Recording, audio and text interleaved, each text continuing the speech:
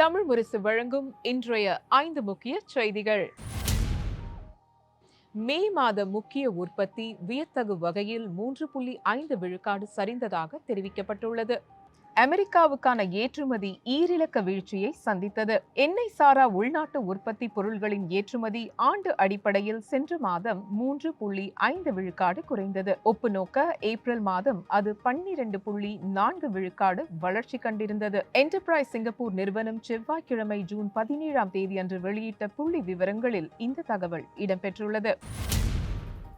ஈஷூனில் கூரான ஆயுதத்தால் ஒருவரை குத்தியதாக ஆடவர் மீது குற்றச்சாட்டு. கூரான பொருளை கொண்டு தாக்கியதாக பிரபாகரன் விநாயகா எனும் ஆடவர் மீது செவ்வாய்க்கிழமை ஜூன் 17ஆம் தேதி அன்று குற்றம் சாட்டப்பட்டுள்ளது. சிங்கப்பூரரான அந்த ஆடவருக்கு வயது 31. பாதிக்கப்பட்ட 29 வயது ஆடவர் சுய நினைவுடன் மருத்துவமனைக்கு கொண்டு செல்லப்பட்டதாக காவல்துறை கூறியது. வுட்லண்ட் சோதனை சாவடியில் போதைப் பொருளுடன் மலேசியர் சிக்கியுள்ளார். ஆடவர் ஓட்டிய காரில் 1.4 கிலோகிராம் ஹெராயினுடன் மற்ற போதைப் பொருள்களும் கண்டெடுக்கப்பட்டன.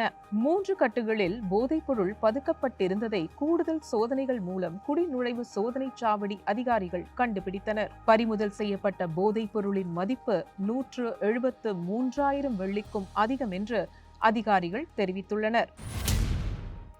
மேலும் சில விமானங்களில் தொழில்நுட்ப கோளாறு ஏற்பட்டுள்ளதால் இந்திய பயணிகள் அதிர்ச்சியில் உறைந்துள்ளனர். இந்தியாவின் அகமதாபாத் நகரில் ஏர் இந்தியா விமானம் விபத்துக்குள்ளான அதிர்ச்சியிலிருந்து மீளுவதற்குள் அந்நிறுவனத்துக்கு கடந்த 2 நாட்களில் அடுத்தடுத்து அதிர்ச்சிகள் காத்திருந்தன. திங்கட்கிழமை ஜூன் 16ஆம் தேதி சான் பிரான்சிஸ்கோவிலிருந்து மும்பை நோக்கி புறப்பட்ட ஏர் இந்தியா விமானத்தில் என்ஜின் பகுதியில் ஏற்பட்ட திடீர் பழுது காரணமாக கொல்கத்தாவில் அவசரமாக தரையிறக்கப்பட்டதாகவும் அதிலிருந்த பயணிகள் அனைவரும் பாதுகாப்பாக வெளியேற்றப்பட்டதாகவும் ஊடக தகவல்கள் தெரிவிக்கின்றன. ஈரானின் செய்தி ஒளிபரப்பு நிறுவனம் மீது இஸ்ரேல் தாக்குதல். அதில் 3 மாண்டதாக ஈரானின் அரசாங்க ஊடகங்கள் தெரிவித்தன. இதற்கு முன் செய்தி ஆசிரியர் ஒருவரும் 2 ஊழியர்களும் தாக்குதலில் மாண்டதாக ஊடகங்கள் கூறின. தாக்கப்பட்ட கட்டடத்தை ஈரானின் ஆயுத படைகள் தகவல் நிலையமாக பயன்படுத்துவதாக இஸ்ரேலிய ராணுவம் குறிப்பிட்டது. இதுபோன்ற முக்கிய செய்திகளை உடனுக்குடன் தெரிந்து கொள்ள தமிழ் முரசு செயலியை பதிவிறக்கம் செய்யுங்கள். தமிழ் முரசின் இணைய பக்கத்திலும் தொடர்ந்து இணைந்திருங்கள்.